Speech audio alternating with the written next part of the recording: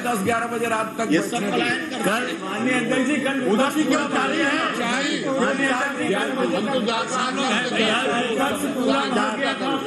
चलिए धर्मलाल जी कौशिक, माननीय अध्यक्ष महोदय, आपका प्रश्न दोबारा आ रहा है। हाँ, प्रश्न दोबारा आया है। हाँ। मंत्री जी की गलती के कारण नहीं, वो उसमें तीनों की गलती है। दोबारा है तो तीनों की गलती है। नहीं, देखो मैं तो गलती केवल मंत्री जी के पास। चलिए माननीय अध्यक्ष महोदय, मैंने एक प्रश्न किया था कि ये लोग बोले कि हम 3000 स्कूल खोल दिए हैं, 2000 स्कूल खोल दिए हैं, तो कितने स्कूल खोले गए? तो जवाब में बताया कि 275 स्कूल प्रारंभ किया गया है और उसमें 185 शिक्षक कार्यरत है। मैं माननीय मंत्री जी से पूछना चाहता हूं कि 275 स्कूल में 185 शिक्षक वहां पर पढ़ा रहे हैं, तो उसका वर्षवार जानकारी मैंने मांगा है कि कब कब खोले गए और उसके बाद में कितने शिक्षक वहां पर आप बता दिए हैं, तो कितने मिडिल स्कूल, प्राथमिक स्कूल और हाई स्कूल? ये प्रश्न काफी लंबा नहीं हो गया आपके हिसाब से? मैं 60 कर देता हूं, 60 कर देता हूं मैं उसमें कि इसमें कुल मिलाकर के 275 स्कूल में 185 शिक्षक पढ़ा रहे हैं, तो कितने स्कूल में कितने शिक्षक है, कितने में रिक्त है और उसकी व्यवस्था कैसे किए हैं? माननीय अध्यक्ष महोदय, जो आप लोगों ने बंद किए थे उसका हम लोगों ने शुरुआत किया, खोला है उसमें 275 स्कूल। उसमें प्राथमिक शाला बीजापुर में 196 प्राथमिक शाला है और 3 पूर्व माध्यमिक शाला, कुल मिला के बीजापुर में 199 खोले गए हैं। कांकेर में 1 प्राथमिक शाला और 1 पूर्व माध्यमिक शाला 2, सुकमा में 54 प्राथमिक शाला और 20 पूर्व माध्यमिक शाला, कुल मिला के 74। तो इस प्रकार से 275 स्कूल हम लोगों ने खोले। और उसमें आपने कहा कि कितने उसमें पढ़ा रहे हैं माननीय अध्यक्ष महोदय, तो वर्तमान में जो शिक्षक जो पढ़ा रहे हैं उसमें 146 प्राइमरी में और 39 मिडिल स्कूल पढ़ा रहे माननीय। और जहां पर शिक्षक की व्यवस्था नहीं है वहां पर स्थानीय स्तर से वहां की व्यवस्था की गई है, जो वहीं के निवासी हों, जो 12वीं पास हों, उनको वहां रखा गया। जी, कि जो निवासी हो, 12वीं पास हो, 8वीं पास हो, इनके जुम्मे आपने किया है तो इनकी गंभीरता दिख रही है। इसका मतलब यह है कि आपका मैंने 219 से पूछा है, आप वर्षवार आप उसमें देख लीजिए प्रश्न को, तो थोड़ा सा एक कष्ट और कीजिए, वर्षवार बता दीजिए उसको। 19 से अभी 23 तक। नहीं माननीय अध्यक्ष महोदय, जो मैं जो संख्या जो बता रहा हूँ 275, वो 18 के भी है, 19 के भी है। मेरे को ऐसा लगता है कौशिक जी, इसका हल जब तक आप बैठोगे नहीं जाके उनके यहाँ चाय पीते हुए, तब तक नहीं निकल पाएगा। देंगे और आप कक्ष में दे देंगे बोले, उसकी एक जानकारी आज तक नहीं मिली हम लोगों को, कोई नहीं बताया। मैं पृथक से दे दूंगा बोलता हूँ, आज तक कभी पृथक से 5 साल में नहीं। अध्यक्ष महोदय, ये क्वेश्चन पहले लगा हुआ था, एक सप्ताह बाद उसमें फिर आया क्वेश्चन। अब इसमें प्रश्न में लिखा हुआ है कि वर्षवार, जिलेवार जानकारी देवे। ये कोई कठिन नहीं है भाई। आपने 275 स्कूल को खोला आपने, तो 275 स्कूल को 19 से लेकर के 23 तक के, मतलब कौन कौन से जिले में और कौन कौन से वर्ष खोले, इतने तो प्रश्न है। माननीय अध्यक्ष महोदय, मैं बता दिया मंत्री जी के ऊपर लगा नहीं रहा हूँ कि आरोप वाला हो तो चलो, केवल जानकारी देना हो तो सामान्य जानकारी है। पिछले सप्ताह प्रश्न आया था और इस बार भी प्रश्न आया, तो इतना तैयारी तो होनी चाहिए मंत्री जी की। अब इतने भी यदि तैयारी नहीं है तो मंत्री जी के लिए क्या कहा जाए? माननीय अध्यक्ष महोदय, मैंने जिलेवार बता दिया, प्राथमिक शाला में कितने हैं, मिडिल स्कूल में कितने, ये तो बता दी माननीय अध्यक्ष महोदय। वर्षवार जिलेवार बताएं, माननीय अध्यक्ष महोदय लिखा हुआ है, वर्षवार जिलेवार बताएं। इतना ही तो है प्रश्न इसमें। आप बताइए वर्षवार और जिलेवार। नहीं, माननीय अध्यक्ष महोदय, मैंने बता दिया कि अभी तक 18 चाहे 19 में हो, आपके जो जिला में जब बता दिया हूँ कि बीजापुर में 199, अरे वर्षवार बताइए ना उसमें, और कांकेर में कितना, 20 में कितना, 21 में कितना, 22 में कितना, 23 में कितना, आप बताइए ना 275 को। नहीं, 18 में और 19 में ही खोले गए हैं। बाकी मैं जिसे बता दिया कि जिले बाद बता रहा हूँ आपका कि बीजापुर में 199, कांकेर में, सुकमा में। संख्या है, वर्षवार बोल रहे पूछ हैं, ही नहीं रहा हूँ। वो वर्षवार पूछ रहे हैं। आपके पास अगर ये जानकारी है तो बता दीजिए, नहीं तो बाद में दे दीजिएगा। माननीय, हाँ, उनके ज्यादा क्वेश्चन है, माननीय, इसलिए वो थोड़ा सा घबरा रहे हैं। 18 में माननीय अध्यक्ष महोदय, 18 में कोई आगे बढ़ा, और 2018 में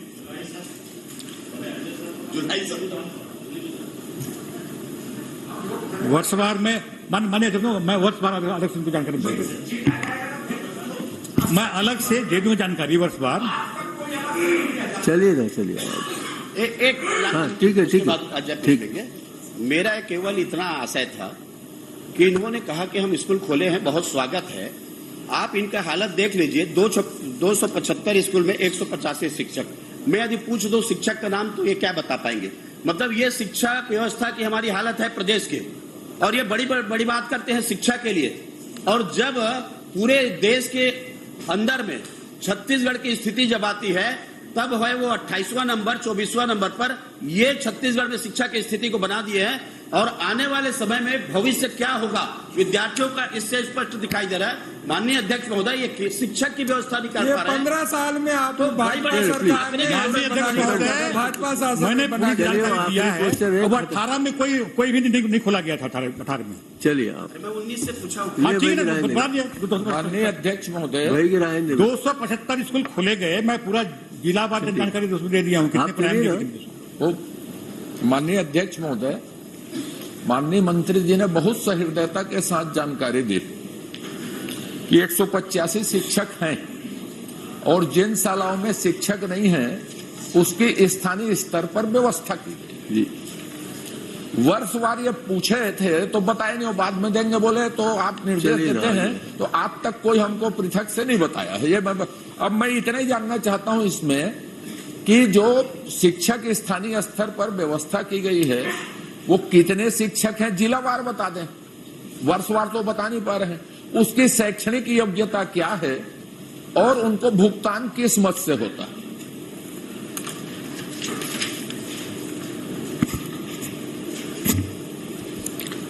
माननीय अध्यक्ष महोदय, जो जहां पर शिक्षक नहीं है वहां पर स्थानीय स्तर पर जो मैंने कहा कि जो व्यवस्था किया गया है उसकी जानकारी सुकमा में 45 और बीजापुर में 210 की व्यवस्था स्थानीय स्तर पर की गई। मैंने वो नहीं पूछा साहब, उसमें ये पूछा है उनने इनका तनख्वाह कहाँ से आता है, डीएमएफ से आता शैक्षणिक है, योग्यता क्या है, कितने भर्ती किए। हाँ जी, अब उनका तनख्वाह कहाँ से देते हैं, इनकी तनख्वाह और पढ़ा कितना है वो, ये मतलब जो खनिज न्यास जो निधि है उससे उसकी तनख्वाह। और पढ़े हैं वो लोग, माननीय जो शिक्षक बनाए गए हैं पढ़े हैं। पढ़े माननीय अध्यक्ष महोदय, हायर सेकेंडरी क्या पढ़े हैं, उनकी व्यवस्था देखिए भाई साहब। जो माननीय मंत्री जी, माननीय, एक मिनट सुन लीजिए, एक मिनट सुन लीजिए। विषय शिक्षा का है, आरोप नहीं है किसी तरह का। आप आरोप लगाते तो आप अव्यवस्थित होते। आदिवासी क्षेत्र का मामला है। आपके डीपीआर ने 300 से ऊपर स्कूल खोले गए, उपलब्धियों में बड़े बड़े बोर्ड दिखते हैं। ये उसके नीचे छपवा दीजिए कि शिक्षक इतने नहीं है। जब आप श्रेय लेते हैं स्कूल खोलने का तो कृपा करके ये बता दीजिए, आप श्रेय लीजिए। शिक्षक कब से भर्ती किए गए, कितने किए गए, शैक्षणिक योग्यता और उसकी भर्ती की प्रक्रिया और वेतन, कहां से निकलता है? खनिज न्यास से निकलता है। प्रक्रिया किस प्रक्रिया में भर्ती किया? हेडमास्टर ने भर्ती किया, जिला ने भर्ती किया, कि वो बोर्ड बना है ना बस्तर के लिए और सरगुजा के लिए, उस बोर्ड ने भर्ती की। और कुल संख्या कितनी? और शैक्षणिक योग्यता अधिकतम न्यूनतम बता दीजिए, 5वीं पास, MA पास करके। माननीय अध्यक्ष महोदय, मैंने संख्या बता दिया कि प्राथमिक शाला में आपकी जो भर्ती किया हुआ है उसमें जो न्यूनतम योग्यता जो रखी गई है वो हायर सेकेंडरी पास किया गया है।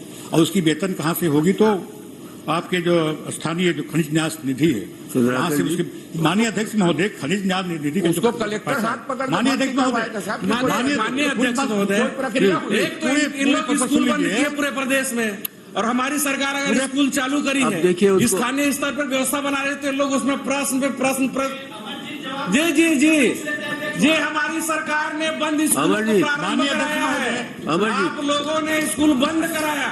स्थानीय स्तर पर व्यवस्था बना रहे हैं, लोगों को तकलीफ में। माननीय प्रश्नकाल को प्रश्नकाल तक रहने दीजिए प्लीज। माननीय अध्यक्ष महोदय, स्थानीय अध्यक्ष महोदय, हमारी सरकार बंद कर दिया प्रदेश में 3,000 स्कूल, ये स्थानीय स्तर पर व्यवस्था बनाई गई है। आप विलम्ब से आए हैं। माननीय अध्यक्ष महोदय, तकलीफ क्यों हो रही है? खाली आपके नाले से जवाबदारी में आप एक तरफ तो स्कूल बंद जवाबदारी में आप आदिवासी शिक्षा मंत्री प्लीज का अवसर आप लोग निर्देश करें। आप लोगों ने शिक्षा का अवसर छीना हमारी सरकार ने शुरू किया। मंत्री जी ने पूरा बताया है कि कितना स्कूल शुरू किया, कितना शिक्षक कार्यक्रम माननीय अध्यक्ष महोदय, अमरजीत जी, शिक्षकों को भर्ती कराया गया है, अमरजीत से कराया गया है। सक्षम मंत्री का ऐसा है, वक्तव्य आ रहा माननीय है। अध्यक्ष महोदय, माननीय अध्यक्ष महोदय, प्रश्न को उलझाइए मत, तो जवाब दे रहे हैं आप। मैं उत्तर दे रहा था माननीय। आज ही मेरे प्रश्न में माननीय मंत्री जी ने उत्तर दिया है। प्राथमिक शाला में 27,150 शिक्षक कम है, पूर्व माध्यमिक में 19,619 शिक्षक कम है, हाई स्कूल में 2,515 शिक्षक कम है, और हायर सेकेंडरी में 6,948 शिक्षक कम है। ये आज के माननीय शर्मा जी, ये जो स्कूल बंद हुए थे, शर्मा जी, ये स्कूल जो आपने बंद किया था ना, वो हम शुरू किए हैं। नक्सली एरिया में जिस क्षेत्र जो बंद हुए थे, क्योंकि संवेदनशील एरिया है माननीय अध्यक्ष महोदय, वो संवेदनशील एरिया है, वहाँ कोई जाता नहीं है।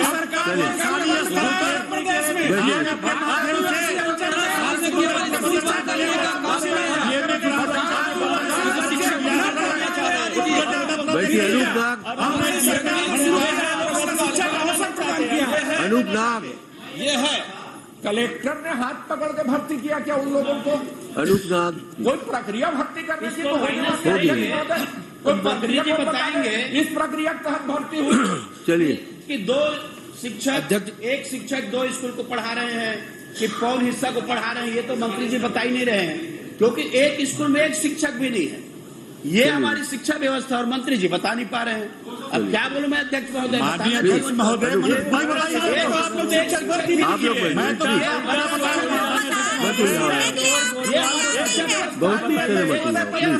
शिक्षक तक भर्ती नहीं। माननीय अध्यक्ष महोदय, एक स्कूल है, उसमें 2 टीचर हैं, उसमें कौन दिक्कत? बड़ी बात। अच्छा, नाम दे दो 2 टीचर का। चलो अभी माननीय अध्यक्ष महोदय, पटल पे रख दे, हमको दे दो, अभी दे दो। पटल पे रख दो। को तो पूछना नाम दे दिया अभी। डीएमए प्राची में लोगों ने शिक्षा हम लोगों ने भर्ती किया है, स्थानीय स्तर पर व्यवस्था बनाई ये है।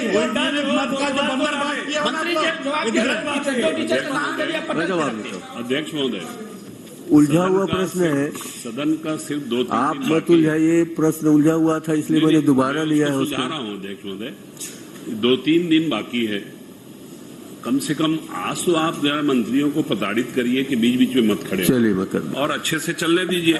मैं वही कह रहा हूँ कि उसको चलने दीजिए, आप लोग मत तो आप बोल देना। चलिए अनूप नाग, शिक्षा विभाग के मंत्री को जवाब देने अनूप दीजिए। नाग, आप माननीय बोलिए। अध्यक्ष महोदय, अंतगढ़ विधानसभा क्षेत्र के अंतर्गत बांग्ला भाषी शिक्षकों से भर्ती के संबंध में मेरा सवाल आदिम जाति कल्याण मंत्री से है। मैं आपके माध्यम से अवगत कराना चाहता हूं। मेरा सवाल इस प्रकार है, क्या आदिम जाति विकास मंत्री महोदय यह बताने की कृपा करेंगे कि क्या पूर्व में अंतगढ़ विधानसभा क्षेत्र के अंतर्गत पीवी परलकोट क्षेत्र में 133 ग्रामों में बांग्ला भाषी शिक्षकों की नियुक्ति की गई थी, जिन्हें हटा दी गई है। अब वहां के हटाए हुए शिक्षकों की बेरोजगारी की समस्या आ गई है। मैं मंत्री महोदय से जानना चाहता हूं कि भविष्य में शिक्षा कर्मियों की जब भर्ती होगी तो उन्हें प्राथमिकता दी जाएगी क्या? आश्वासन चाहता हूं आपके माध्यम से।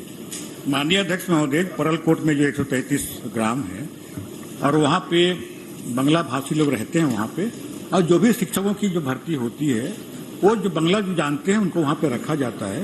भर्ती बंगला भाषा के नाम पे हो, सहायक शिक्षकों की भर्ती होती है, लेकिन उस क्षेत्र में जो रहने वाले लोग हैं जो बंगला जानते हैं उन स्कूल में उनको प्रवेश किया जाता है। माननीय अध्यक्ष महोदय, जवाब में मुझे ये जानकारी आया है महोदय कि ऐसी कोई बात ही नहीं थी, जबकि मैं नियुक्ति के आदेश भी है और पूर्ववर्ती सरकार के द्वारा उन नियुक्त शिक्षकों को हटाए जाने की भी आदेश की कॉपी रखा हूं। अब ऐसी स्थिति में अगर ये कहें कि ऐसा कोई प्रावधान था ही नहीं तो गलत जानकारी। नहीं, ये तो कह रहे हैं कि बांग्ला भाषी जो शिक्षक हैं उनको भर्ती किया गया है, और यदि पूर्ववर्ती सरकार ने हटा दिया है तो आप सूची दे दीजिए, उन लोगों के बारे में फिर से सोच लेंगे। उनको नहीं तो उनको कब हटाया गया है? ये तो 15 में हटाया गया जी। 14 में भर्ती हुई और 15 में हटा दिया गया। और मेरे सारे शिक्षकों की जो नियुक्ति शिक्षक है उनका हटाना है पानी। नहीं, उसमें दे दीजिए। पूरा सूची है मेरे पास, नियुक्ति आदेश आपका जो शिक्षकों की सूची। आप सूची को माननीय मंत्री को उपलब्ध करा दें जी, वो मैं उसको दिखा लूंगा उसको। और जब भर्ती होगा तो निश्चित रूप से भविष्य में शिक्षकों की भर्ती में बांग्ला भाषी को आश्वासन मिल जाए कि बांग्ला भाषा बस इतना ही चाह रहा हूँ। वहाँ जो पढ़ाने के लिए माननीय अध्यक्ष महोदय अलग से केवल उसी के लिए पढ़ाई, क्योंकि ये प्राइमरी स्कूल में पढ़ाते हैं माननीय अध्यक्ष महोदय। क्लास 1 और क्लास 2 में पढ़ाते हैं इसको, तो क्लास 1 पहली और दूसरी में पढ़ाते हैं, ताकि जो लोकल जो जानते हैं वहाँ बांग्ला भाषा, एक तरफ में हमारा जो किताब छपा है उसमें एक तरफ बांग्ला है, एक तरफ हिंदी है, तो वो लोग समझ सकें। और जो बहुत से लोग हैं जो मेरे पास जो जानकारी है, जो 133 गाँव में जो पढ़ा रहे हैं वो वही लोकल हैं और उनको भाषा आती है। वो जिन लोगों को निकाल दिया गया उसके बारे में बात कर रहे हैं, आप उनसे सूची ले लीजिए, परीक्षण कर लीजिए। चंदन कश्यप। माननीय अध्यक्ष महोदय, मैंने मंत्री महोदय से प्रश्न किया था, मंत्री महोदय ने 5 कार्य दिखाए, जबकि पूर्व सिस्टम में 123 स्थान पर कार्य करने की सूची दी गई है।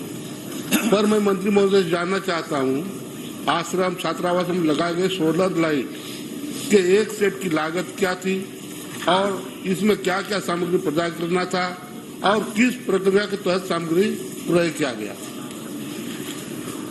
माननीय अध्यक्ष महोदय, माननीय विधायक जी का प्रश्न भी है, उनका शिकायत भी था। पत्र में उन्होंने कहा है कि वहाँ जो सोलर लाइट लग रहा है उसमें जो कंपनियां जो काम कर रहे हैं उसमें हम लोगों ने जो काम हो रहा है उसमें रनिंग पेमेंट के लिए पैसा उसमें दिया गया, क्योंकि अभी काम पूरा नहीं हुआ है, इसलिए उसमें उसकी क्या सत्यता हो सकती है। आपने अपने पत्र में कहा है कि जो उसकी जो जांच के लिए कमेटी बना दी और उस अलग अलग विभाग के होंगे, तो कमेटी बना दी गई माननीय अध्यक्ष महोदय।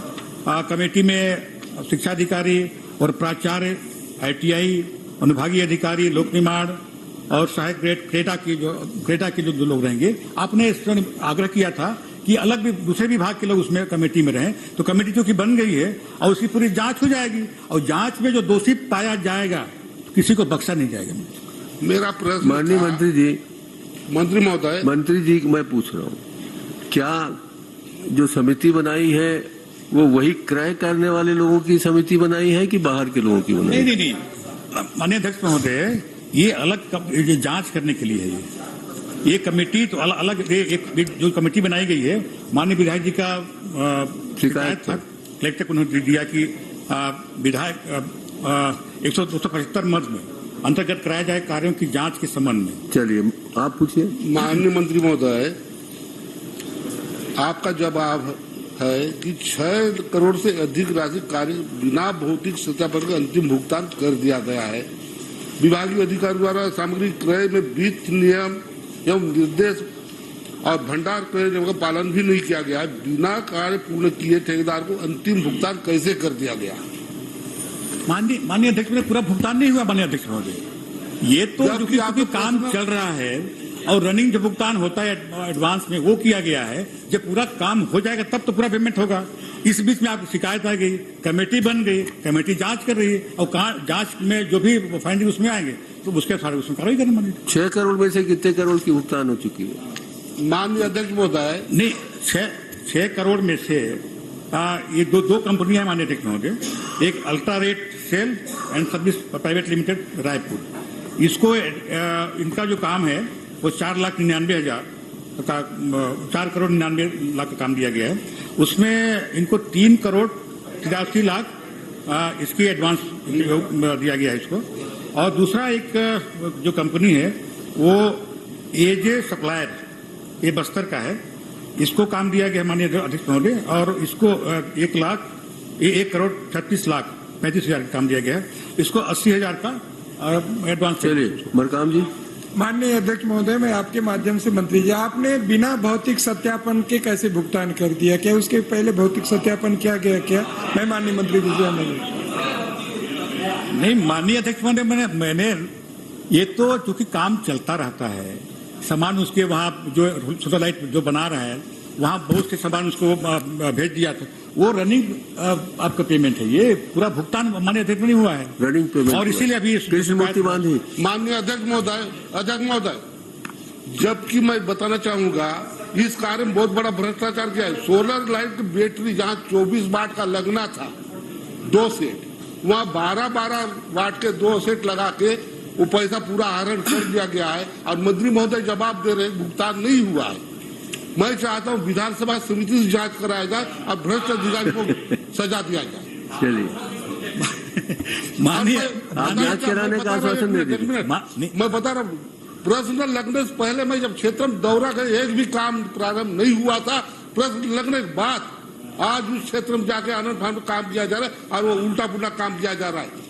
इस पर दोषी अधिकारी पर निलंबन कार्रवाई की जाए, उसके बाद जांच प्रक्रिया चालू की जाए। माननीय मंत्री जी, ये नक्सल प्रभावित क्षेत्र है, नक्सल प्रभावित क्षेत्र है, किसी प्रकार की उनको शिकायत है तो आप अलग से जांच कमेटी बना के जांच कर ले कि आपके प्रश्न आने के बाद वहाँ काम शुरू हुआ है कि पहले शुरू हो गया। प्लीज समिति की जांच समिति के लिए यदि आपने निर्देश किया है माननीय अध्यक्ष जी, तो जांच समिति के लोग और अवधि की भी घोषणा होनी चाहिए, क्योंकि समय कम है। अध्यक्ष महोदय, एक सवाल और, जब शिकायत प्राप्त हुआ है, जांच चल रहा है, जांच कब तक प्राप्त होगा और वो काम कर रहे हैं, उसलिए मैं चाहता हूं जांच समिति में वहां की स्थानीय जनप्रतिनिधियों को शामिल किया जाए। ठीक नहीं, जांच कमेटी को, चूंकि जांच कमेटी बन गया माननीय अध्यक्ष महोदय, जल्दी लोग अपना जांच कर लें। चलिए कोई पदाधिकारी शामिल कर लीजिए। जो निर्देश दिया उस बिंदु को शामिल करेंगे कि नहीं करेंगे, ये तो बता दें मंत्री जी। चलिए चौथा। माननीय अध्यक्ष महोदय, लगातार चौथे प्रश्न का जवाब दे रहे हैं, उन पर भी थोड़ा। माननीय अध्यक्ष महोदय जी, मैं आपके माध्यम से मंत्री जी से जानना चाहता हूं कि ये मानपुर मोहल्ला के बारे में मैंने पूछा है कि 2020-21, 22-23 तक 2 करोड़ 17 लाख का, माननीय अध्यक्ष जी पूछने दीजिए ना। नहीं, मानपुर के बारे में पूछ रहे हैं। मानपुर मोहल्ला, हाँ, राजनांदगांव का। अच्छा, है ना। अरे यार, चलिए क्या अध्यक्ष जी 9 करोड़ 17 लाख का आवंटन दिया था? कितने एकलव्य महाविद्यालय को दिया गया था मंत्री जी? है ना, एकलव्य विद्यालय को दिया गया था। एक तो ये है, और दूसरा बता दीजिए, एक तो वहां भी समस्या आया और यहां भी समस्या है। आप इतने दिलेरी के साथ बिना क्रय भंडारण नियम पालन करने का हौसला तो आप ही में है मंत्री जी। आपने जो मैंने पूछा है ना, और स्वीकार भी करते हैं, दिलेरी के साथ पूर्णतः क्रय नियम का पालन नहीं किया गया। और कब से नहीं किया गया? ये सरकार जो काम करती है अध्यक्ष महोदय दिलेरी से ही करती है, कोई कोई संकोच नहीं, जो चलेगा खुलेआम चलेगा। कब से पालन नहीं किया गया अध्यक्ष जी? कब से पालन नहीं किया? तो आप देखिएगा 20-21 में भी पालन नहीं किया गया, और 21-22 में भी पालन नहीं किया गया, 22-23 से भी जो खरीदी गई समिति है उसमें भी पालन नहीं किया गया। अब क्या किया जाए अध्यक्ष जी? आप बताइए कि क्रय नियमों का पालन नहीं, ये ये दिलेरी की बात है कि भ्रष्टाचार की बातचीत है कि इस पर कार्रवाई करने की बातचीत है? क्या आपको लगता है मंत्री जी, आप ही अपना निर्णय नहीं, माननीय अध्यक्ष महोदय, आखिर सदस्य जी क्या चाहते हैं इसमें? है? मैं चाहता हूं अगर आपको अगर 9 करोड़ 17 लाख रुपए का आपने उपयोग किया है और क्या क्या सामग्री किया है, ये अलग प्रश्न है। कौन एजेंसी है वो अलग प्रश्न है। लेकिन क्या आपको लगता है कि इस इतने पैसे का उपयोग करने के बाद उसको नियम में आपके आता है कि नहीं आता है? कार्रवाई होनी चाहिए कि नहीं होनी चाहिए? जो जांच समिति है उनके ऊपर, और आप मौन बैठे हुए हैं, संरक्षण देने का काम करते हैं और पूरा अपराध पर लेकर के बैठे हुए हैं, और इसकी जांच इतना बिचारा बन करके काम करेंगे क्या? माननीय अध्यक्ष महोदय, मैंने अपने प्रश्न के उत्तर में स्वीकार किया है कि वहां उसमें भंडार क्रय नियमों का पालन नहीं हुआ है। तो जब नहीं हुआ है तो कार्रवाई तो मैंने किया है। माननीय अध्यक्ष जी उसको कर अध्यक्ष जी, करने के बाद कार्रवाई भी होगी, तो बताइए किस टाइप का कार्रवाई करेंगे, कब तक करेंगे? क्योंकि उसका भी भंडार क्रय नियम का, आपके भी पक्ष के मंत्री है, विधायक तो बैठे तब तो बताऊं, उनका भी क्रय भंडारण नियम का प्रश्न था, यहाँ भी क्रय भंडारण नियम का प्रश्न है। माननीय अध्यक्ष महोदय, 2021 इसमें मूल्यांकन समिति का गठन नहीं हुआ था, इसलिए सत्यापन नहीं हुआ। और उस समय थे नरेंद्र मरिया, वहां के प्राचार्य, वो उनका निधन हो गया, इसलिए उसमें कार्रवाई नहीं हो पाई। माननीय अध्यक्ष महोदय, 2021-22 1/4/21 से 23/12/21 तक इसमें सत्यापन नहीं हुआ। कमेटी वित्त नियंत्रण की अध्यक्षता में कमेटी बनी थी, और उस समय जो कार्रवाई उसमें हुआ, श्रीमती संगीता रॉबिन्स उस समय वहां के प्राचार्य थे, उसके विरुद्ध कार्रवाई हम लोगों ने विभागीय जांच संस्थापित उसमें किया हुआ है। दिनांक 14/2/2022 से 31/3/2022 तक ये सत्यापित हुआ, समिति गठित की गई थी, और ये उसमें जो जांच पाई गई उसमें भी ये था कि क्रय नियम का पालन उसमें नहीं हुआ। तो माननीय अध्यक्ष में तमाम इन वर्षों में नरेंद्र मरिया, इसका निधन हो गया। श्रीमती संगीता रॉबिन्स उस समय प्राचार्य थे, उनके विरुद्ध कार्रवाई की जा रही है। श्री छब्बीलाल चंद्रवंशी, ये उस समय आपके 23 में अनुशासन का कार्रवाई की जा रही है। और हाँ, के बाद और वहां पे एससी को प्रभार दिया गया, एससी भी था आपके वहां ट्राइबल विभाग का, और प्राचार्य भी था, और शिक्षा वो भी रिटायरमेंट हो गया, लेकिन उसके बावजूद भी उसमें हम लोग कार्रवाई कर रहे हैं। लेख राम मात्रा, ये भी प्रिंसिपल थे, उसको भी कार्रवाई की जा रही है। माननीय अध्यक्ष ने जितने वहां पर प्राचार्य ने गलती किया है, सबके विरुद्ध कार्रवाई की जा रही है, और अभी वहां पे प्राचार्य डिप्टी कलेक्टर को बनाया गया है। तो क्या उसके और आगे किसी माननीय अध्यक्ष महोदय जी, जो कार्रवाई आप कर रहे हैं, क्या भंडारण क्रय नियमों के अंतर्गत कर रहे हैं, कि आप केवल यह है कि जो मर्डर किया हो और उसको जमानती धारा दे रहे हैं, आप इस टाइप का कार्रवाई करवा रहे हैं आप? तो मेरा ये कहना आपसे अध्यक्ष जी, क्या भंडारण क्रय नियमों के अंतर्गत, माननीय मंत्री जी आप बता दीजिए, क्या भंडारण क्रय नियम के अंतर्गत कार्रवाई हो रही क्या? और दूसरा है, कार्रवाई एक है, माननीय अध्यक्ष महोदय, जो भंडार नियम क्रय नियम का जो था उसका उल्लंघन हुआ, इसमें तो कार्रवाई हो रही है। और किसमें कार्रवाई हो रही है? क्या उन्हीं के नियम भंडारण क्रय नियमों के अंतर्गत ही कार्रवाई हो रही है क्या? मैं इतना ही पूछ रहा हूं। उसके अलग से कार्रवाई कर रहे हैं आप? क्या क्या नियमित है जानकारी नहीं। माननीय अध्यक्ष महोदय, माननीय अध्यक्ष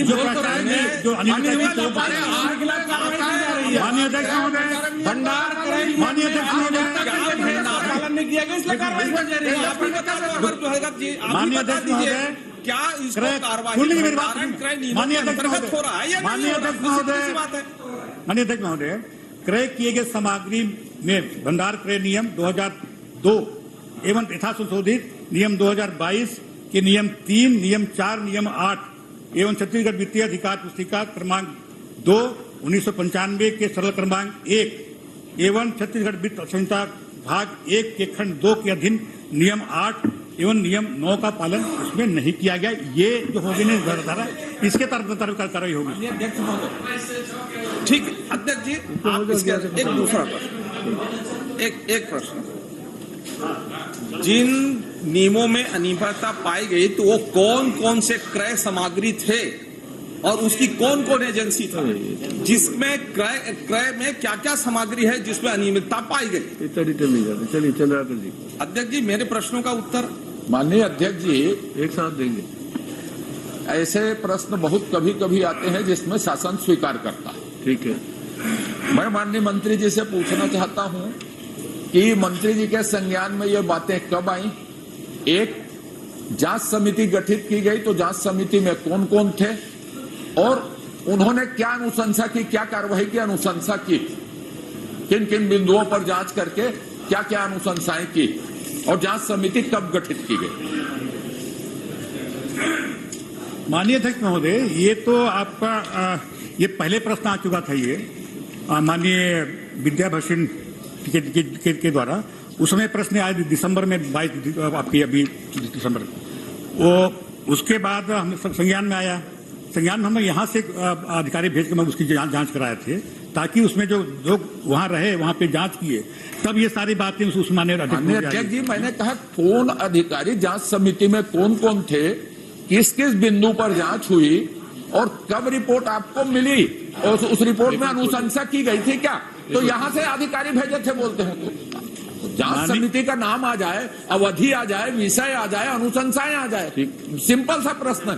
माननीय अध्यक्ष महोदय, इसमें जो वित्त नियंत्रक, अध्यक्ष और कार्यालय अधीक्षक ये सदस्य होते हैं और कनिष्ठ लेखा अधिकारी इसके मेंबर होते हैं, इनके द्वारा जांच कराएगी। चलिए कर रहे आप गड़बड़ा क्यों रहे? मैं जो पूछा उसमें उत्तर आ गया, आप बोलेंगे तो मैं बैठता हूं। आपने पूछा कि कौन कौन जांच कमेटी में थे, चलिए बता दिया कि वित्त नियंत्रक इसके अध्यक्ष, कार्यालय अधीक्षक सदस्य और लेखा कनिष्ठ लेखा अधिकारी से सदस्य रहे। मैंने कहा था भैया अधिकारी जांच के बिंदु, जांच की अवधि, आपको रिपोर्ट कब प्राप्त हुई, अनुशंसाएं क्या थी, ये कहा। एकलव्य विद्यालय जो है अध्यक्ष महोदय, ये आदिवासी बच्चों के हित को लेकर के बनाया गया है। मैं माननीय मंत्री जी से 2-3 चीज पूछना चाहता हूं, इकट्ठे जवाब दे दीजिएगा। इसका कंट्रोल छत्तीसगढ़ गवर्नमेंट के पास है कि सेंट्रल गवर्नमेंट के पास है? एक मतलब इसका नियंत्रण एकलव्य विद्यालय का छत्तीसगढ़ सरकार कर रही है कि दिल्ली की सरकार कर रही है? एक। दूसरा, वहां पर साला विकास समिति बना के आपने जनता की भागीदारी कराया है कि नहीं कराया है? 2। और लोरमी में तो अध्यक्ष महोदय उसके जमीन के लिए लड़ाई से लेकर के इमारत बनने तक और मुख्यमंत्री जी के उद्घाटन तक मैं बाहर से ही उस स्कूल को देखा हूं। न तो उस स्कूल के प्रिंसिपल कभी बुलाते और न हम जबरदस्ती उस स्कूल में जाते। तो क्या आप ये निर्देश करेंगे कि मैं उस स्कूल का निरीक्षण कर सकूंगा? ये आप अपने अधिकारियों के माध्यम से उस स्कूल को निर्देश देंगे क्या? मैं उसका निरीक्षण करना चाहता हूं। अध्यक्ष महोदय, वुहान के लैब के समान उसको मत रखिए, चाइना के वुहान का लैब सरीके उसको मत रखिए, लोहे की दीवार में मत रखिए। वो जनता के पैसे से गरीब बच्चों के लिए, आदिवासी बच्चों के लिए बना है, इसलिए पूरी तरह से वहां पारदर्शिता होनी चाहिए। तो मुझे आप बताइए कि ये सरकार आपके कंट्रोल में है कि दिल्ली सरकार के कंट्रोल में है? वहां सारा विकास समिति बनी है या नहीं बनी है? और आप हर जनप्रतिनिधि को जिनके क्षेत्र में एकलव्य विद्यालय है वहां से निमंत्रण देके समय लेकर के हमको उसका निरीक्षण कराएंगे क्या? शहर सरीके लगता है अध्यक्ष महोदय, बहुत बड़े शहर के समान बसा हुआ है, बहुत सुंदर बना है, लेकिन हम देख नहीं पा रहे हैं। अब जबरदस्ती थोड़ी चले जाएं, तो आप बताइए थोड़ा। माननीय अध्यक्ष महोदय, अपने विधानसभा क्षेत्र में जो भी संस्थाएं हैं, चाहे एकलव्य विद्यालय हो, आवास विद्यालय हो, कोई विद्यालय हो, उसका निरीक्षण आप कर सकते हैं। ये एकलव्य विद्यालय कर सकते, बोल तो रहा हूँ, कर सकते हैं, उसमें कर सकते हैं। और माननीय अध्यक्ष महोदय, माननीय अध्यक्ष महोदय, माननीय अध्यक्ष महोदय, आप ये जो प्रश्न आया था कि जो कौन कौन उसमें जांच जो किए थे, ये पदेन आयुक्त, सचिव छत्तीसगढ़ राज्य स्तरीय ये जो जब कमेटी उसमें बना था और उसमें जो जांच के जो मुद्दे उठाए गए थे कि प्रश्नाधीन अवधि में राज्य स्तरीय समिति और जिला स्तरीय समिति राजनांदगांव के वर्षवार और मतवार कितना आवंटित हुआ और क्या क्या उसमें खरीदी की गई थी, आप इसी में बहुत पूछे थे ना, क्या क्या खरीदी की गई थी मान्य नहीं ठीक है नहीं तो जो खरीदी की गई थी ना, और उसमें बहुत सारे आपका नहीं भाई का इतना आगे मत करिए। प्रश्नाधीन अवधि में पूरा उत्तर आ रहा है, आप इत्मीनान से अगर जिला स्तरीय समिति द्वारा विद्यालय समिति को किस किस मद में कितनी कितनी तिथियों में राशि आवंटित की गई थी। प्रश्नाधीन अवधि में जिला स्तरीय समिति अधीनस्थ विद्यालयों में कौन कौन से सामग्री कब कब किस किस दर पर कितनी कितनी मात्रा में क्रय की गई, अधीनस्थ विद्यालयों में कब कब किस चालान पर दिनांक सामग्री का वितरण किया गया। जिला स्तरीय समिति द्वारा तय की गई सामग्री हेतु वित्तीय संहिता भंडार क्रय नियम के अंतर्गत कौन कौन सी प्रक्रिया अपनाई गई, क्रय समिति में कौन कौन सदस्य थे, भौतिक सत्यापन समिति में कौन कौन थे, नियमानुसार कार्रवाई की गई है। माननीय अध्यक्ष महोदय, जिला और विद्यालय स्तर पर सामग्री खरीदी में वित्तीय संहिता का भंडार नियम का उल्लंघन किया गया। वित्तीय नियमितता में कौन कौन से अधिकारी ये बिंदु थे, ये उनके जांच के बिंदु थे। आप जांच के बिंदु आपने पूछा था, जांच के बिंदु मैं बता रहा हूँ। आपने जांच के बिंदु पूछा है, एक मिनट में आपने जांच के बिंदु पूछा, बता रहे हैं जांच के बिंदु आपने पूछा था ना। चलिए तो जांच के बिंदु है, तो जांच के बिंदु बता रहे थे ना। अध्यक्ष महोदय, जांच के बिंदु मैं पूछा था, इसके प्रश्न के उत्तर में ठीक है, बाद में आया तो क्या बात। इसके अभी तो सुन लीजिए भाई, अभी सुन लीजिए ना। चलिए चलिए चलिए चलिए, आप शर्मा जी क्या पूछना चाहते हैं? शर्मा जी पूछिए। एक प्रश्न पे 4 आ चुके हैं। करता हूँ, मैं करता हूँ, आप ये भी। माननीय मंत्री जी ने चंदन कश्यप जी और डॉक्टर कृष्णमूर्ति बांधी दोनों के प्रश्नों में ये स्वीकार किया है कि भंडारण एवं क्रय नियमों का पालन नहीं किया गया। आप ये भी स्वीकार कर रहे हैं कि हमको संज्ञान में तब आया जब दिसंबर के महीने में विद्यारतन भसीन जी का प्रश्न लगा, तब आप भी वही कर रहे हैं। मैं प्रश्न कर रहा हूँ, आप पूछे ना, पॉइंटेड पर पूछे ना। मेरा पॉइंटेड प्रश्न ये है हाँ। कि 3 महीना पहले आपके संज्ञान में विषय आया, आपने जांच के बिंदु तय करके जांच की कोई समय सीमा तय की क्या? नंबर 1 जी। नंबर 2, दोषी व्यक्तियों के खिलाफ निलंबन के साथ साथ आर्थिक भ्रष्टाचार के लिए थाने में FIR कराएंगे क्या? अच्छा, ऐसा बोलिए, थाने में FIR कराएंगे क्या? जांच रिपोर्ट जब आ जाएगी ना माने देखो। अरे जांच की कोई समय सीमा होगी? समय सीमा है ना, स्वयं स्वीकार कर रहे हैं।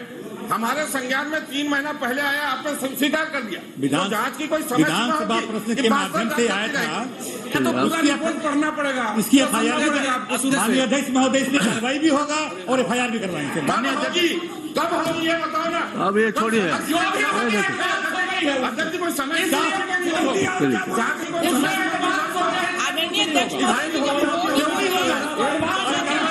नेताजी चलिए, नेताजी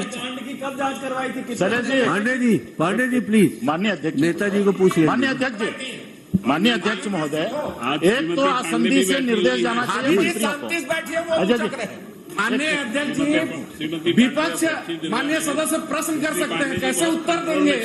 अरे आप उसका 3 बार दे चुका हूँ भाई, विषय उनका है, अपने अनुसार चाहते हैं, कैसे सुनो माननीय अध्यक्ष जी? माननीय अध्यक्ष महोदय, मेरा आपसे आग्रह है आसंदी से कि एक तो मंत्रियों को सख्त निर्देश दीजिए कि तैयारी से आए।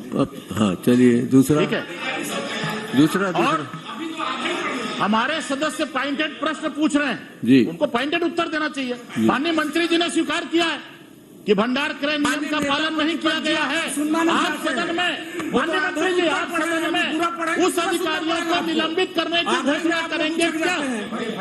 और FIR करेंगे क्या उनके खिलाफ? माननीय अध्यक्ष जी, माननीय अध्यक्ष महोदय, जितने उसमें प्रिंसिपल थे सबके ऊपर कार्रवाई की गई है। कार्रवाई की गई, क्या कार्रवाई की गई है माननीय अध्यक्ष महोदय? बताइए क्या कार्रवाई की गई है और माननीय अध्यक्ष महोदय उनके ऊपर FIR करेंगे क्या? माननीय अध्यक्ष महोदय, मैंने कहा कि उसमें जो प्राचार्य थे 2000 2021 में नरेंद्र मरिया, क्योंकि उनका निधन हो गया, सुन तो लिए मेरे बात माननीय, क्योंकि उनका देहांत हो गया इसलिए उसमें कार्रवाई नहीं हो सकती। ठीक। दूसरा, संगीता राविंस विभाग द्वारा अनुशासनात्मक कार्रवाई और उसकी विभागीय जांच, माननीय अध्यक्ष महोदय आपने पूछा, उसकी विभागीय जांच के आदेश हम लोग कर दिए हैं, इसको विभागीय जांच उसकी होगी। छविलाल चंद्रवंशी ये भी प्रिंसिपल थे वहां पर, ये भी विभागीय जांच इसकी संसाधित की गई है माननीय अध्यक्ष महोदय। वहां पर सहायक ट्राइबल प्रश्न कुछ किया जा रहा है, मंत्री कुछ उत्तर दे रहे हैं। अरे शर्मा जी आप सबका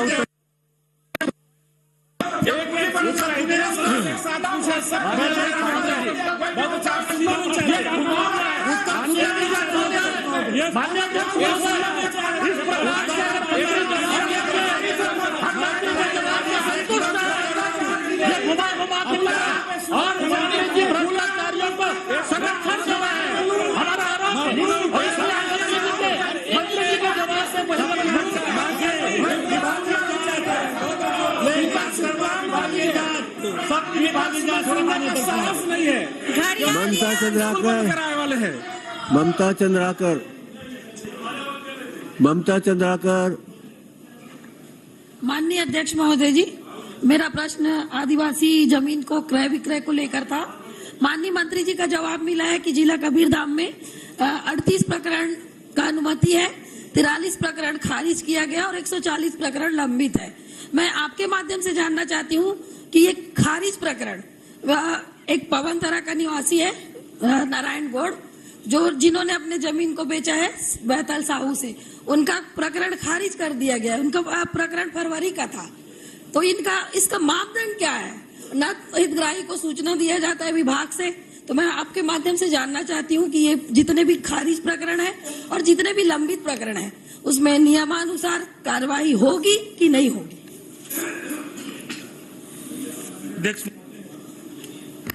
जितनी जानकारी माननीय सदस्य ने पूछी उसकी विस्तृत जानकारी इसमें दी गई है, और पर्टिकुलर जो उन्होंने नाम बताया, जो कौन सा तो 43 प्रकरण खारिज है, इसमें सूची आपके माध्यम से मिला है, सभी हितग्राहियों का नाम मिला है।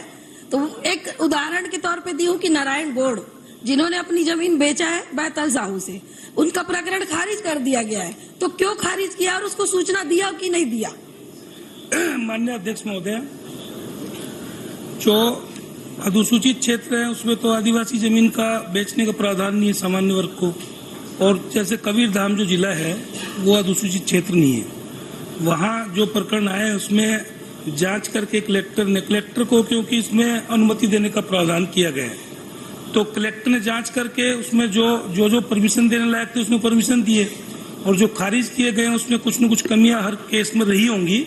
और उसके बाद भी अगर ये जो जानकारी दे रही है कि वो प्रकरण जो खारिज हुआ है उसके बारे में मैं इनको जानकारी दे दूंगा। माननीय अध्यक्ष महोदय, जो अनुमति प्राप्त प्रकरण है 38 प्रकरण, उसको भी मैंने पढ़ा है, उसमें सेलेक्टेड व्यक्ति का नाम है जिनको अनुमति दिया गया है, वो सक्षम है। मैं जानना चाहती हूँ जो गरीब तबके के, जो मध्यम वर्ग है, उनका खारिज हुआ है, तो ऐसा क्यों? मैं जांच चाहती हूँ आपके माध्यम से। माननीय अध्यक्ष महोदय, उसमें कोई ऐसा नहीं कि सक्षम व्यक्ति को परमिशन दिया गया और सक्षम नहीं है उसको नहीं दिया गया। जमीन कोई भी व्यक्ति अगर खरीदेगा तो जो सक्षम होगा वही जमीन खरीदता है। अगर किसी के पास पैसा होगा ही नहीं तो कहाँ से जमीन खरीदेगा? और जो भी परमिशन दिया गया है वो सही है। जिसको नहीं मिला है, जो आपका निरस्त हुए हैं, मैंने बताया उसके बारे में बता दे कि किस कारण से निरस्त हुआ है। माननीय अध्यक्ष महोदय, सक्षम आदिवासी की बात है, मैं प्रमाण भी चाहूंगी।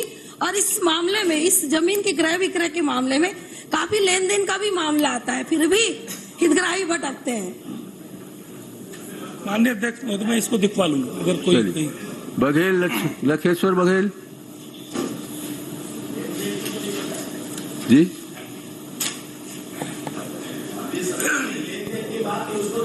माननीय अध्यक्ष महोदय जी, मैं आश्वासन चाहती हूँ कि जांच होगा। जांच होगा बता दिए ना, जांच कर लेंगे, आप दीजिए जांच। धन्यवाद। उसमें जांच की आवश्यकता नहीं है। मैंने बताया ना कि अगर आपको लगता है कि किसी का निरस्त किया गया है और गलत ढंग से निरस्त और जो 140 प्रकरण लंबित है, मैं उनके भी जल्दी निराकरण चाहती हूँ। माननीय अध्यक्ष महोदय, आदिवासी की जमीन को एक वैध परमिशन ऐसे कोई भी कलेक्टर नहीं देगा, उसमें जांच करते हैं और जो उसके जांच के जो भी बिंदु हैं जो उसमें परीक्षण करते हैं उसके मुताबिक परमिशन दी जाती है। अब परमिशन मान लीजिए लगी है 100-200, तो ऐसा नहीं कि 200 के 200 को उठा के परमिशन दे देगा और सब जमीनों को बेच दिया जाएगा, बल्कि मैं कहूँगा कि कबीरधाम जिले में जो परमिशन दिए भी गए उसमें बाकायदा कलेक्टर ने ये भी उसमें एक नियम बनाया था कि जो आदिवासी जमीन बेच रहे हैं उतनी ही जमीन वो बराबर और खरीदेगा, भले वो कम रेट की खरीदेगा, क्योंकि खेती किसानी के लिए मान लीजिए उसकी जमीन शहर में है तो ज्यादा रेट पे बेचेगा और ग्रामीण क्षेत्र में वो ज्यादा कम रेट पे उसको खरीदेगा, तो उसको उस प्रकार से उसने जो परमिशन दी है उसमें वो भी एक मापदंड है। चलिए जी अध्यक्ष महोदय धन्यवाद, पर जल्दी निराकरण चलिए लखेश्वर बघेल जी जल्दी चलिए। अध्यक्ष महोदय, जमीन के सीमांकन, नामांतरण, बंटवारा, नवीनीकरण से संबंधित था। माननीय मंत्री जी ने विस्तृत विवरण दिए हैं, लेकिन आपके विवरण में 2021 और 2021, 21-22, 22-23 में बस्तर जिले से संबंधित 2404 प्रकरण लंबित है। सिर्फ बस्तर जिले के लिए पूछा था, तो ये 204 कब तक 2404 कब तक निराकरण हो जाएगी? माननीय अध्यक्ष महोदय, बस्तर में जो भी मामले लंबित हो समय सीमा में है।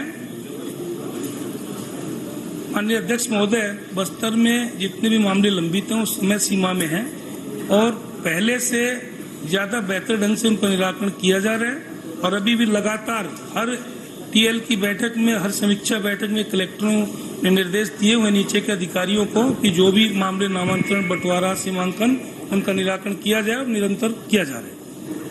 लेकिन 2021 में सीमांकन के लिए 364, नामांतरण 466, बंटवारा 101, नवीनीकरण 37, 2021 से अभी लगातार बढ़ते जा रहे हैं।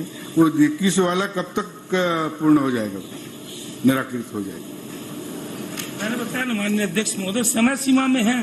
समय सीमा 2021 का है और अभी तक 2021 का है, उसका कब तक निराकृत हो जाएगा? ठीक है, आप उसकी सूची दे दीजिए, हम उसको जल्दी जल्दी निराकरण करवा देंगे। चलिए, धन्यवाद। धर्मलाल जी कौशिक। माननीय अध्यक्ष महोदय, स्वामी आत्मानंद के बारे में मैंने पूछा है कि कितने स्कूल खोले गए और कितने भवन विहीन है, और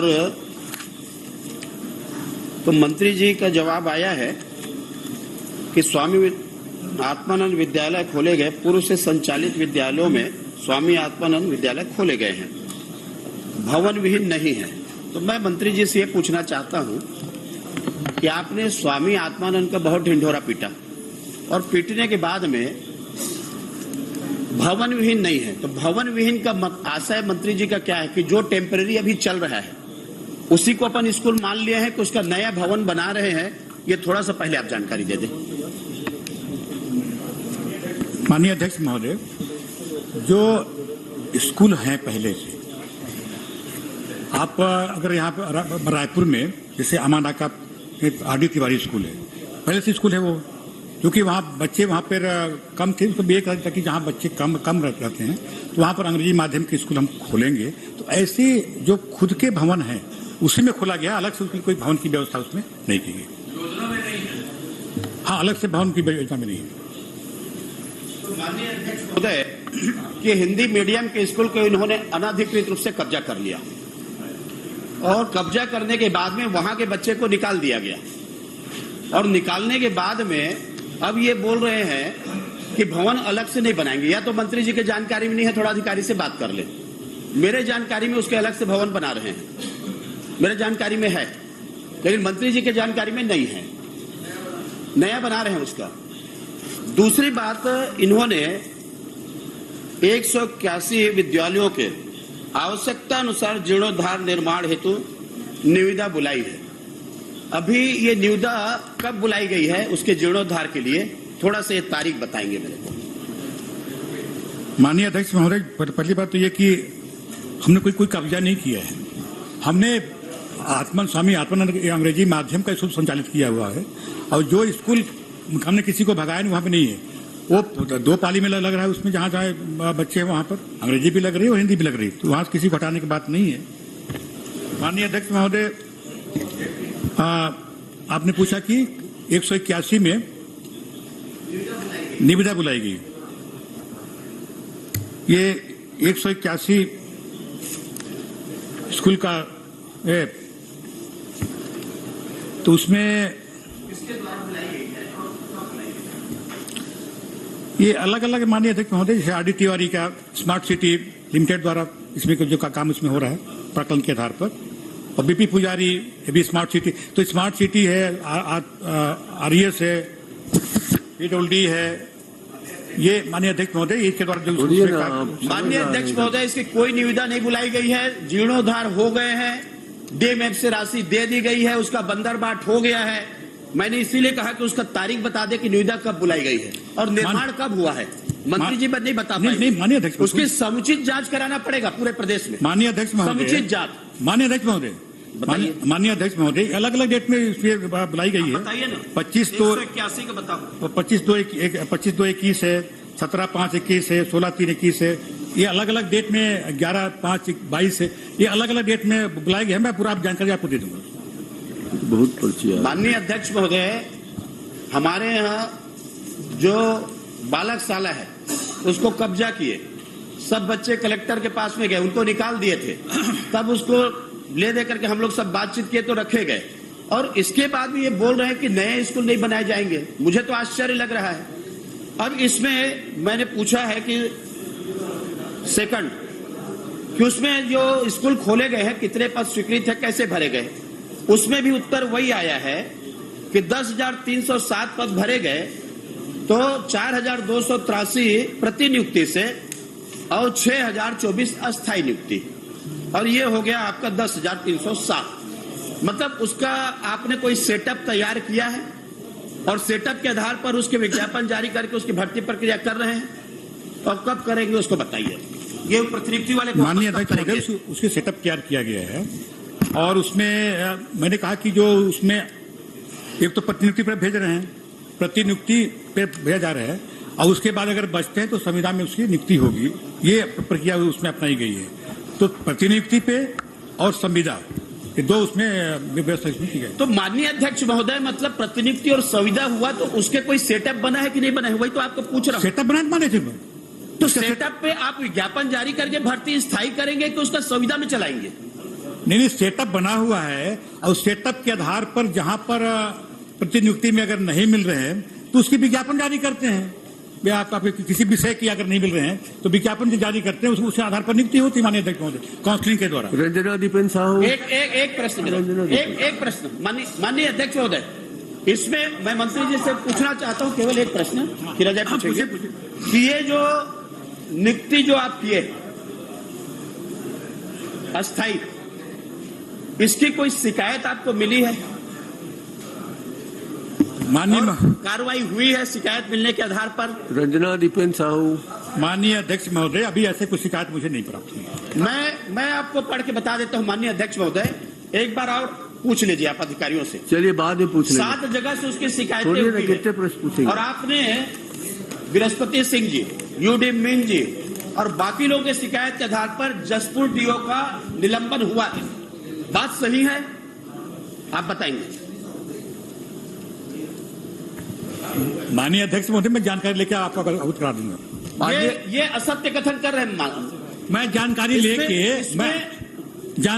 माननीय अध्यक्ष महोदय, मैं अलग से जानकारी लेके माननीय सदस्यों को अवगत करा दूंगा। 16 बर्खास्तगी हुई है और अनेक लोगों ने शिकायत किया, जिसमें आपके जनप्रतिनिधि भी आपको शिकायत किए हैं, और शिकायत के आधार पर कार्रवाई हुई है। माननीय, चलिए आपकी जानकारी को लेके माननीय अध्यक्ष महोदय, हाँ क्या हो गया? ये इसमें लिखा है प्राक्कलन तैयार किया गया। मुझे ये जानना, और आप भी जानिए मेरे ख्याल से, कि जो मापदंड क्या क्या तय किए गए हैं, प्रयोगशाला होंगे, 4 कमरे होंगे, 2 हॉल होंगे, स्टाफ रूम होंगे, महिला वॉशरूम होगी, जेंट्स वॉशरूम होंगे, खेल का मैदान होगा, ग्राउंड होगा। चलिए ना प्रश्न कहा जाए, रंजना कहा जाए। मापदंड है जिसके प्राकलन कौन कौन एजेंसी द्वारा तैयार किए गए, एजेंसी नहीं बताई है। और दूसरा, इसमें लिखा है अस्थायी नियुक्ति दी गई, तो अस्थायी सेवा भर्ती नियम शासन के पास है क्या? कौन सा अस्थायी नियुक्ति है, किस प्रक्रिया के तहत अस्थायी भर्ती की गई? माननीय अध्यक्ष महोदय, पहले तो ये कि जो जितनी आवश्यकता होती है, कमरों की आवश्यकता होगी, मापदंड होगा, तो खोला है।